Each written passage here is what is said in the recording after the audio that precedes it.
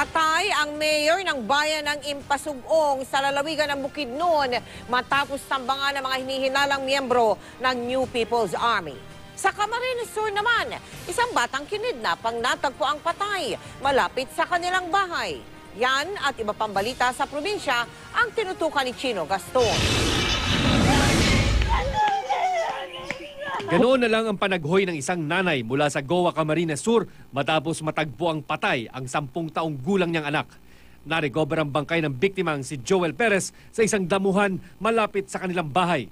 Sabado pa raw nawawala ang bata. Nagpadala raw ng sulat ang kanyang mga kidnapper at humihingi ng 30,000 pisong ransom.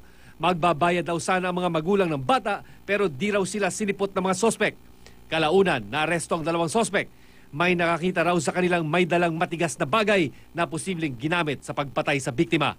Itinanggi naman nila ang mga paratang. 2 pasahero ang patay matapos ang robbery hold-up sa bus na ito. Nagdeklara raw ng hold-up ang sospek na si Reynaldo de la Cruz sa bahagi ng Tarlac sa Canamaril. Nakatalon mula sa bus ang konduktor at nakahingi ng tulong sa pulis. Ang sospek tumakas at tinangka pa raw mang-agaw ng motorsiklo. Binaril pa niya ang rider nito na kritikal ang kondisyon ngayon. Nakuyog at naaresto lang ang sospek nang maubusan siya ng bala. Itinanggi ni De La Cruz na nagdeklara siya ng hold-up. Nahaharap siya sa patong-patong na kaso.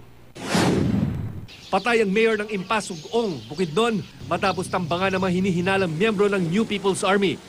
Pauwi na raw sana mula sa isang medical mission si Mayor Mario Okinlay kasama ang ilang staff at sundalo. Sakay daw ng motorsiklo ang alkalde nang pagbabarilin siya.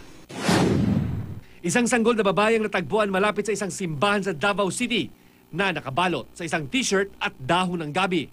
Ayon sa sumuri sa sanggol, hindi raw maganda ang kondisyon ng bata na nangingitim na nang makita. Posible ring bagong silang daw ang sanggol dahil hindi pa natatanggal ang kanyang umbilical cord. Inaalam pa ng pulisya kung sino ang nag-iwan sa bata na inaalagaan ngayon ng DSWD.